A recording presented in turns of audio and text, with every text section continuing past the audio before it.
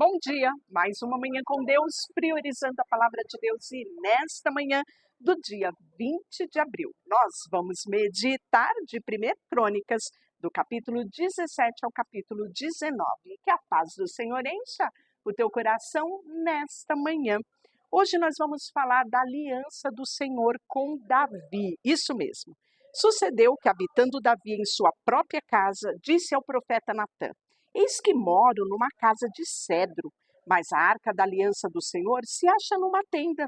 Então Natã disse a Davi: faze tudo quanto está no teu coração, porque Deus, Davi, é contigo. Porém, naquela mesma noite veio a palavra do Senhor a Natã, dizendo: vai, diz ao meu servo Davi, que assim diz o Senhor: tu não edificarás para mim habitação, porque em casa nenhuma habitei, desde o dia em que fiz subir Israel até o dia de hoje. Mas tendo andado em tenda, em tabernáculo, em todo lugar em que andei com todo Israel, falei acaso alguma palavra com algum dos seus juízes, a quem mandei apacentar o meu povo, dizendo: por que não me edificas uma casa de cedro?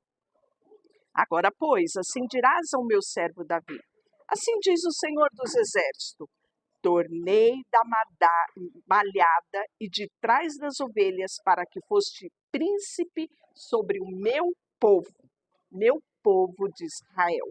E fui contigo por onde quer que andaste. Eliminei os teus inimigos de diante de ti e fiz grande o teu nome, como só os grandes têm na terra.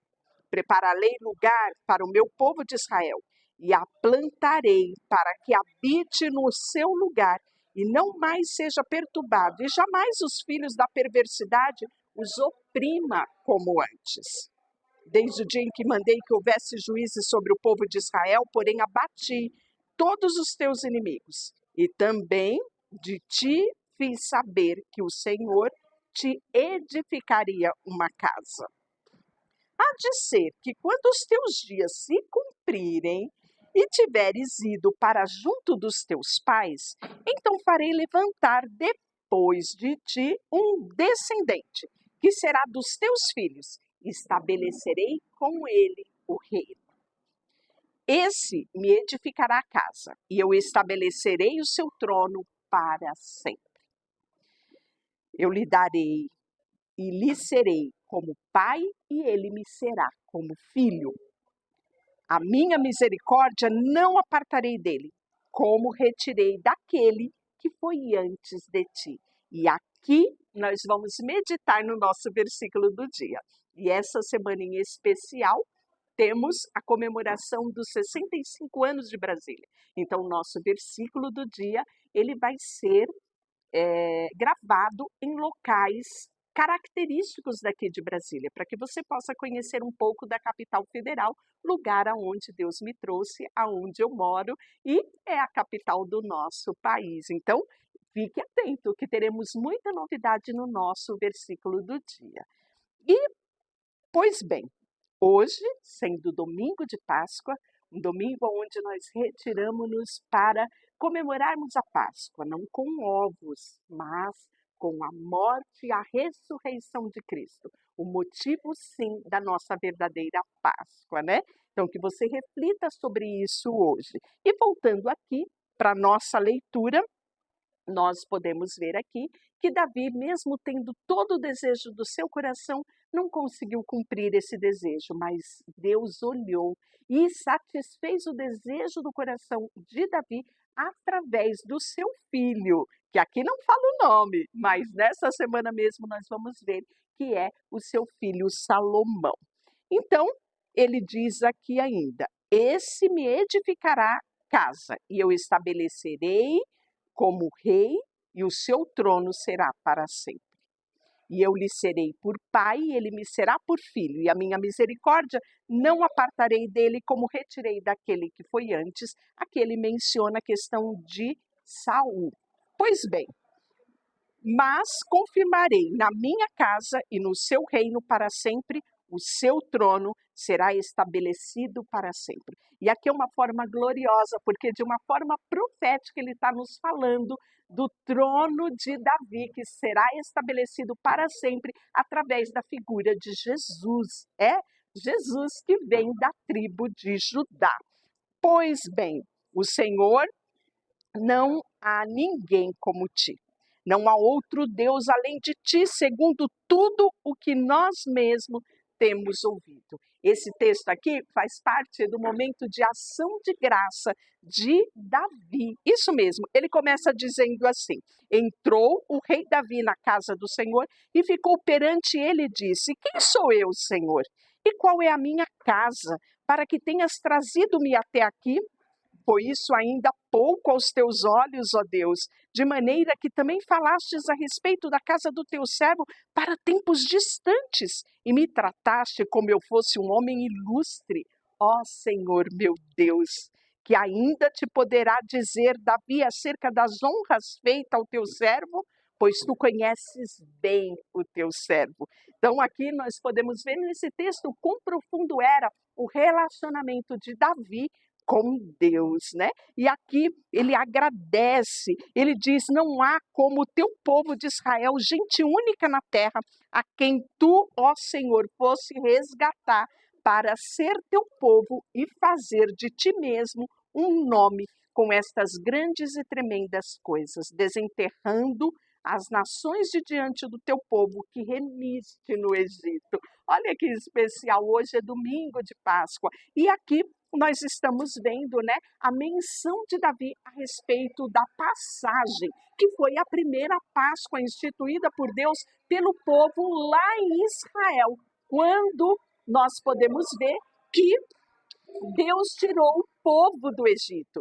E essa retirada do povo do Egito significa a passagem. E para marcar esta passagem, Deus determinou que eles comemorassem a Páscoa. Hoje, para nós cristãos, a Páscoa tem todo um símbolo especial. Significa mais do que a passagem, a história, a memória do povo de Israel. Para nós, sim, é o Cristo morto na cruz, mas ressurreto ao terceiro dia. Isso nos dando oportunidade de nos achegarmos novamente ao Pai. Então, Davi faz menção a esse momento, a passagem, né? O momento da Páscoa. E aí ele fala assim: estabeleça-se sempre, para sempre, e engrandecido seja o teu nome. E diga-se, ó Senhor do exército, ó Deus de Israel, é Deus para Israel. A casa de Davi, teu servo, será estabelecida para sempre. Pois bem, o último texto do versículo 17 diz assim: se, pois, agora servido de abençoar a casa do teu servo, a fim de permanecer para sempre diante de ti, pois tu, ó Senhor, a abençoaste, e abençoada será para sempre. Que coisa extraordinária, não é? E no capítulo 18 nós vamos ver diversas vitórias de Davi, que é mencionado aqui no texto de 1 Crônicas. Lembrando que Crônicas quer dizer acontecimento dos dias. Então, tudo que nós estamos vendo aqui já foi relatado nos textos de Reis e nos textos também de Samuel. E ele diz assim: depois disso, feriu Davi os filisteus e os humilhou. Tomou Gate e as suas aldeias das mãos dos filisteus. Também derrotou os moabitas e assim ficaram por servos de Davi e lhe pagavam tributos. Também Hadadezer, que era rei de Zoba, foi derrotado por Davi até Amate, aquele que foi restabelecer o seu domínio sobre o rio Eufrates. Tomou Davi 1000 carros, 7.000 cavaleiros, 20.000 homens de pé. Davi já retou a todos os cavalos de carros, menos 100 deles. Vieram Círios de Damasco a socorrer Hadadezer, que era rei de Zoba, porém Davi matou também os sírios. Isso mesmo, e eram 22.000 homens.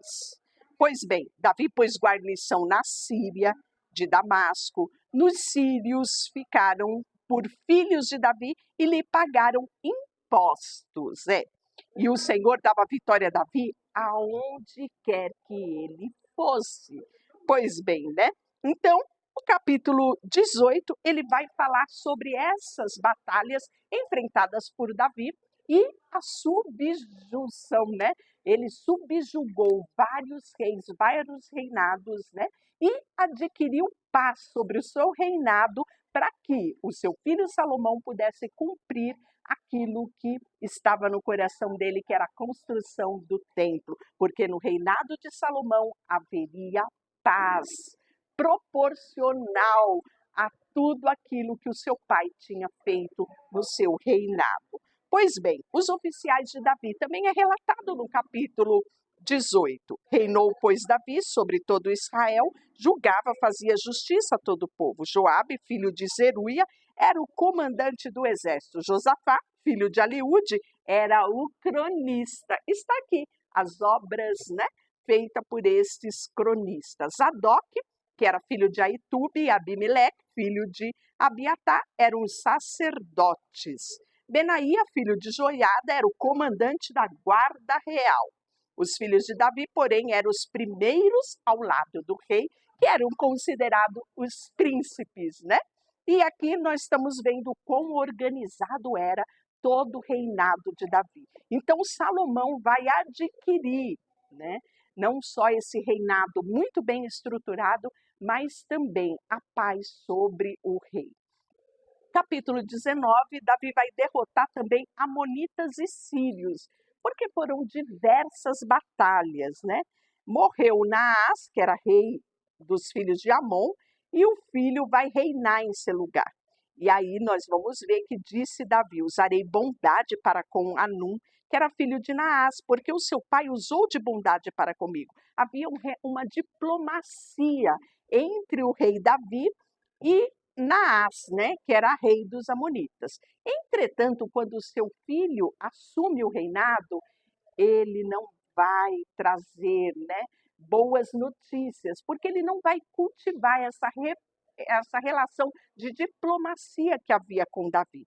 Pois bem, tomou Anum os servos de Davi, porque Davi manda servos dele saudar, né, dizer para ele: olha, conte comigo nessa jornada sua. Seu pai foi parceiro meu e eu quero ser parceiro seu. Só que essa relação não foi muito bem interpretada, isso mesmo, pelo filho de Amon, porque os príncipes vão aconselhá-lo de que Davi não queria ter relação, mas tomar-lhe o reino. Pois bem, e aí quando esses servos de Davi vão até ele para assim conversar com ele, né, e dizer a ele que podia contar com Davi, ele pega os servos de Davi e faz uma coisa que era abominação para Israel. Veja bem, ele raspou-lhe a cabeça, metade da barba, cortou as vestes dele até que as nádegas deles fossem expostas. Pense na vergonha desses homens de Davi que foram cumprimentar o filho de Naás. Pois bem, e aí nós vamos ver que vem depois os filhos de Amon, que se havia tornado odiosos a Davi. Então, nós vamos ver que tomaram 1000 talentos de prata, alugaram para si carros e cavaleiros da Mesopotâmia, dos sírios, de Maca e de Zoba, ou seja, fizeram um verdadeiro reinar, um exército gigantesco para irem lutar contra Davi. E ouvindo Davi, enviou contra eles quem? Joabe, o seu comandante experiente, também com um exército de homens valentes. Saíram os filhos de Amon e ordenaram batalha à entrada da porta da cidade. Porém, os reis que vieram estavam à parte no campo. Vendo, pois, Joabe, que estava preparado contra ele a batalha, tanto pela frente como pela retaguarda, escolheu dentre todos o que havia de melhor em Israel e formou uma linha de batalha contra os sírios. E sabe o que ele diz? Disse Joabe: se os sírios forem mais fortes do que eu, virás ao meu socorro. E se os filhos de Amon forem mais fortes do que eu irei ao teu socorro, né? Porque foram duas frentes, uma comandada por Joabe e outra comandada por Abiasai, que era o seu irmão. Nós podemos ver que avançou Joabe com todo o povo que estava com ele e foi travada a batalha. Vendo os filhos de Amon que os sírios fugiram. Também eles fugiram diante de Abiasai, que era irmão de Joabe. E entraram na cidade. Voltou Joabe dos filhos de Amon e tornou a Jerusalém. Vendo, pois, os sírios que tinham sido desbaratinados diante de Israel, enviaram mensageiros e fizeram sair os sírios que habitavam do outro lado do rio Sofague. Capitão do exército Adazazé marchava diante deles. Informado Davi, ajuntou todo Israel, passou o Jordão e veio ter com eles. E ordenou contra eles a batalha. E tendo Davi ordenado a batalha contra os sírios, pelejaram contra eles. E aí você já sabe, os sírios fugiu diante de Israel. Davi matou todos os sírios, 7.000 carros. Era assim que era esse exército, né? Havia 40.000 homens de pé. Vendo, pois, que os servos de Adadjazé, que foram feridos diante de Israel, fizeram paz com Davi e os serviram, os sírios nunca mais quiseram socorrer os filhos de Amon. E assim nós terminamos hoje, mas amanhã tem mais. Davi vai conquistar Rabá. Deixa eu orar por você, Senhor, nesta manhã. Colocamos diante de Ti o nosso coração, a nossa vida, tudo que temos e tudo que somos. Queremos oferecer ao Senhor. Queremos dizer que Tu és o nosso Deus. E como Davi proclamou, Tu és o nosso Senhor e o nosso Salvador. A Ti nos rendemos no dia de hoje e Te agradecemos pela obra de Jesus na cruz em nosso favor. Colocamos diante de Ti tudo o que temos e somos. Em nome de Jesus, amém. E Deus te abençoe.